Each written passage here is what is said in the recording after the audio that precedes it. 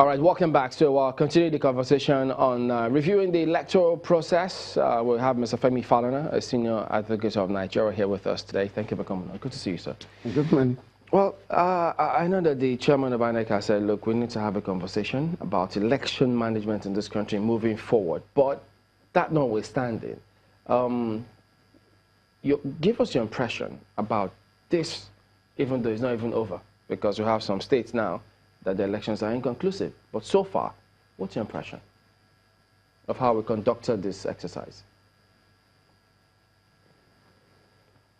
Frankly speaking, I've been extremely worried because we never thought in our widest imagination when we were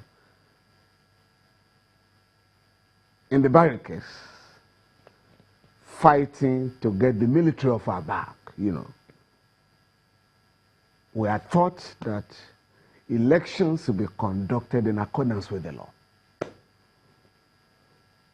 But from what we have seen since 1999, the Nigerian political class appears determined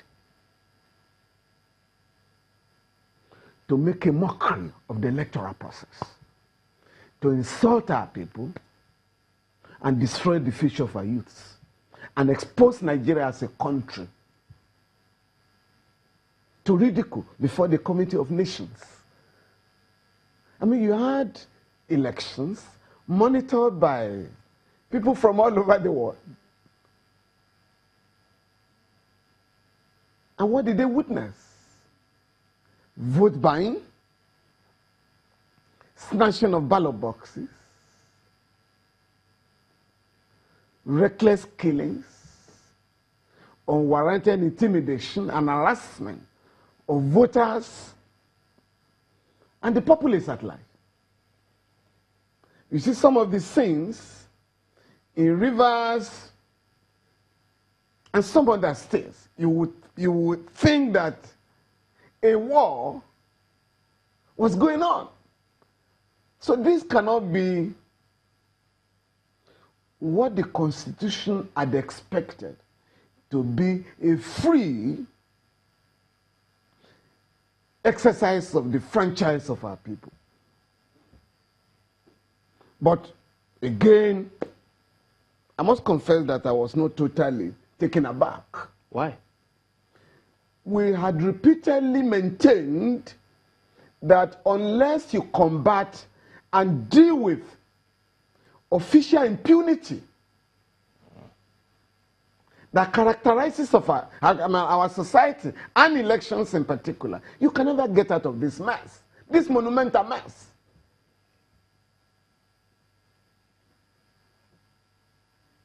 Some of those who are now shouting themselves hoarse, alleging electoral malfeasance, were in power until recently, and they enjoyed maximally the manipulation of the electoral system. And what I mean, you witness, we can all recall in this country, when some guy said, we're going to be in power for 100 years, they knew that it wasn't that Nigerians were going to vote for them, but they just felt we're going to continue to manipulate the electoral system to keep ourselves perpetually in power. That didn't happen. But for 16 years, under the PDP in this country, election was made a do or die affair. In fact, it was pronounced by sitting president that elections were going to be a do or die affair for the ruling party. And indeed, it was. Because in 2003, over 200 people were killed. In 2007, we had a war situation. In the case of Buhari and Obasanjo, the Supreme Court pointed out, particularly the late Justice Pas Asholonu, that what happened was not an election, but a horrendous intimidation of Nigerian people, and that the military should have nothing to do with our elections. In 2014, 2015, the APC, as an opposition party, went to court in not less than 3 cases, in Abuja, in Sokoto, and Lagos, and recorded judgments to the effect that the military shall not be involved in our elections. Before then, in Buhari and Obasanjo, the Court of Appeal, and I think the judgment of the former president of the Court of Appeal, Justice Ayo Salami, this say, I mean, His Lordship did say, that it has taken us a lot of efforts to push the military away. And the political class may be indisciplined, but we must try as much as possible to allow the system to be operated in such a way that we do not militarize our elections. But what have we just witnessed now? Under an APC government, armed soldiers were deployed in violation, in utter breach of existing, valid, and subsisting court judgments. And I was just laughing yesterday when I read that the Chief of Army Staff said he was setting up a panel. To do what? Did you have any business in the election in the first place? Under the PDP, the late President Yar'Adua, Umaru Yar'Adua, did admit publicly in 2007 that my election, the election that brought me to office, was highly flawed. I therefore want to address, I want us as a nation to address the manipulation of the electoral process. But we've seen he therefore set up a panel of inquiry. Yeah. The Ways, Mohammed the Ways Electoral Reform Panel, which we haven't done. That body came up with profound recommendations. The report was ignored. President Goodluck Jonathan set up a panel after the post-election violence in 2011, headed by Sheikh Ahmed Lemu. Yeah. Again, the panel reiterated the recommendations of the Ways panel and made further recommendations. There was over panel. 800 people were killed. There was another panel in the north and in Akwa Ibom in 2011. Again, President Muhammadu Buhari set up the Ken Namani panel on electoral reforms. That panel, you know, studied the 2 earlier reports, reiterated the recommendations, and made additional recommendations. All the recommendations have been put aside by the PDP and the APC government. So if you want to get out of this crisis of monumental dimension, we need to go back to the drawing table. Beyond the 2 parties, Nigerians must organize, because this joke, this expensive joke, cannot continue. This country spent over 250 billion from public purse on this useless enterprise, apart from what each of the governors and political parties spend, and will still spend, which is more than 250 billion. Now we are going to another level now, what I call the tribunalization of elections in Nigeria. We're now going to courts and tribunals. A governor once told me, when we said, let us try and take some photographs, give cameras to your mayor so that we can monitor the rigging of the election. He said, hey, comrade, I'm not going to engage in that this time. It's more expensive to go to tribunals. I better ensure that I win the election. Let my opponents go to court. How does this reflect the inconclusive states of some of these states where elections were held and had problems at some local governments? Again, it has been inconclusive elections are not strange. They are already part and parcel of this rickety democratic process. And my border is the way and manner some of the politicians try to blackmail INEC to the extent that they distort the recent history of our country. Guideline number 47, issued by INEC in January last year, was to the effect that if elections are marred by violence, If majority of voters in a unit or a ward are not allowed to cast their votes, Yeah. another reason, elections may be declared inconclusive or cancelled. In Rivers now, nobody is even sure what happened. Nobody is talking of whether it's inconclusive or whatever. The election was just suspended because of the level of violence. Are the, Now are you the- don't blame are the players, INEC. Are the players, are the political players No, in the point any I'm way trying to cashing make- in? no, Are they cashing in this situation to make a kill? No, I just want to say that in 2011, we had a rerun election in Imo State. In 2015, we had a rerun election in Imo State governorship. In 2013, we had a rerun election in Anambra State. In 2015, we had rerun elections in Taraba, Bayelsa, Kogi State. Those rerun elections were either won by PDP or APC or APGA in Anambra State. So let nobody therefore give us the impression now, that we have never had rerun elections in Nigeria. Mr. Falana, you talked, when you began, you talked about the political class. Yes. And the way they are, Managing the electoral system. electoral process. Yes. But how many of them were there at the Imo Collation Center where things were, disrupted, where the process was disrupted? How many of them played any particular role? The prominent political actors.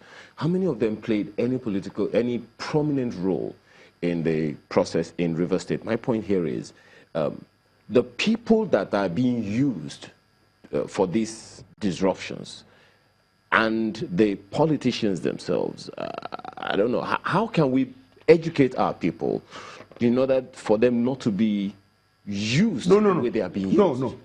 In a country where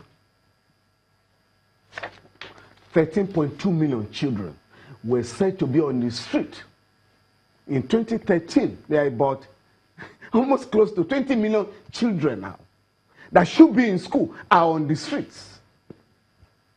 We have close to 40 million illiterate adults in our country. Those who have gone to school, those who have left high school and universities and other institutions of higher learning, majority of them are roaming the streets. In such an environment, you could preach and preach till the second coming of Jesus Christ. But that will not stop. People getting involved in electoral offenses and other acts of criminality. To worsen our case, you have a reign of impunity, official impunity. All those who have been caught disrupting elections are agents of the politicians. What we should therefore do now, Exactly. to the best of my knowledge, the police and the security agencies have arrested in the last 6 months over 2,000 electoral offenders. What do we do with them? I can assure you, once the elections are over, the inconclusive elections are concluded, new governments are inaugurated, our attention will shift elsewhere. Some of them will be arrested, charged by the police, will be taken to court. But in each of the states, again, the attorneys general will be under pressure to finally prosecute and discontinue the cases. And quietly, they will all be discontinued. So all the talks will go back to business. And that is why it's an unending crisis. So how do we end this unending? What the law was saying, the three electoral panels I referred to earlier, agreed. They were ad idem on the need for an electoral commission, an electoral, offenses tribunal that will take over these cases like the EFCC or the ICPC and investigate them thoroughly and charge before the courts those who are indicted. Again, what happened? The suggestion was rejected. In fact, the Federal Executive Council under President Jonathan instructed the Attorney General to set the engine in motion for the setting up of the Electoral Offences Tribunal. Nobody is interested in that. But under the current dispensation, by virtue of Section 150 of the Electoral Act, it is the sole responsibility of the INEC to prosecute all of electoral offenders. For now, INEC has no provision for it, no budget for it.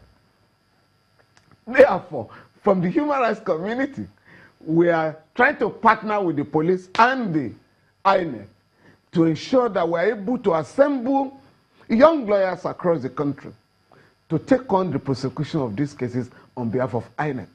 We did it with Professor Atairu Jega-led INEC in 2011, and we were able to prosecute a number of electoral offenders. Otherwise, everybody will go back to business as soon as possible. People have also spoken about rejigging the process such that we go full digital in our elections. No, that's not, with the recklessness that is going on, with the state of impunity that is going on, that is not a solution. I mean, talk of electronic voting.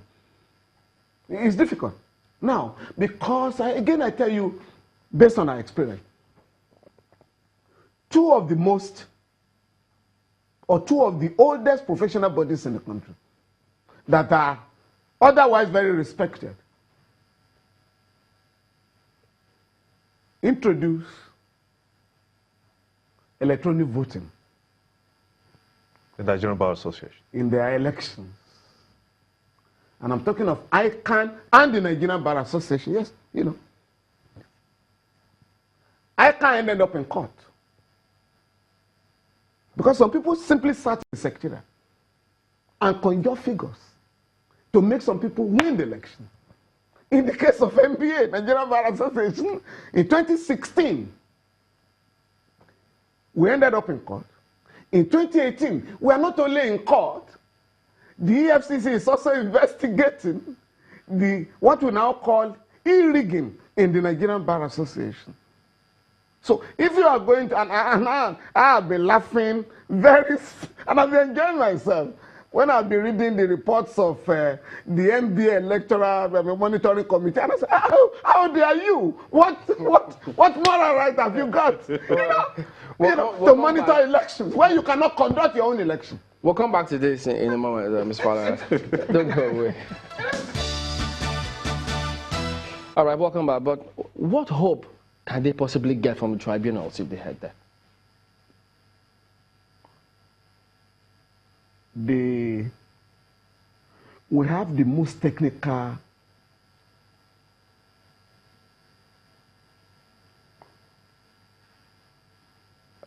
let me say that.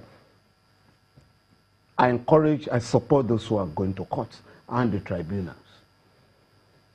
At least it is necessary for us to document the atrocities that we have witnessed, with the hope that one day Nigerians will be prepared to ensure that the electoral system is reformed.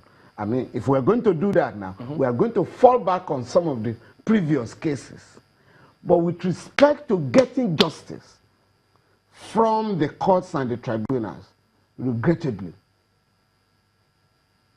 our electoral jurisprudence is suddenly erected on the platform of technicalities and crass legalism to the detriment of justice. In other words, the onus is on you. For instance, if you allege that an election has been manipulated, and to discharge the onus, because the allegations are usually criminal, you are required to prove beyond reasonable doubt. It is worse now, unlike before, when elections were annulled in a few states. And I'm sure you also know what happened to the former president of the Court of Appeal, Justice Salami. Yeah. It was because of the annulment of some of those highly rigged elections that he was removed by the Jonathan administration. If you say that now, with only 180 days, it is difficult to prove election petitions successfully because in the Buhari and Obasanjo case, the 2005 case, the Supreme Court did say that you would need 250,000 to 300,000 witnesses to prove that a presidential election was badly conducted. How do you do that? Within 180 days. In fact, what the Supreme Court said in that case, when there was no time limit here, was that by the time you conclude such a petition, the clear winner of the election will have completed his term. What's going to work if the electronic voting, which Ayo referred to, if it's not going to work, what's going to work? Now, the electronic voting system, again, I've just referred to our experience with two, organizations of highly reputed citizens of this country. We also can recall what happened in Kenya, a couple of years ago when the government in power hacked into the system. And so, the whole system was compromised. And the Supreme Court of that country had to annul the election. Here, with a political class that is not really prepared for credible elections, you are going to have problems. I have been having sleepless nights over the development that we have witnessed in the last couple of weeks, and I've been compelled to have another look at the option A4. Why many people were opposed to option A4 was the fact that it did not protect the secrecy, confidentiality of the ballot who you were going to vote for by asking you to queue behind, your candidate. But if you look at the history of our country since we began this process, you will discover that that has been the most credible, the fairest, and the freest election. But what has happened?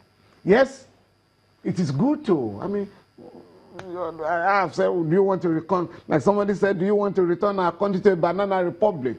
But what has happened now? The political class has reduced and dehumanized our people.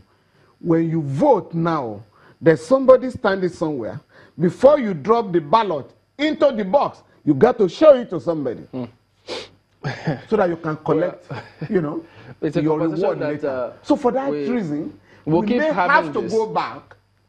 And so that the billions of naira we are spending can be better deployed towards job creation, fighting crimes. We'll bring you back much later, particularly to weigh in on all of these inconclusive elections, to see have they deployed the Kano CP, what will be the implication of all of those. We'll look at all of those subsequently, but thank you very much indeed for coming on. Mr. Femi Falana, Senior Advocate of Nigeria. Well, that's the show today. Thank you all for watching. We'll see you tomorrow. From all of us here, goodbye. Expressed by guests on this program are those of the maker and do not reflect the views, opinions, and endorsement of Channels Television.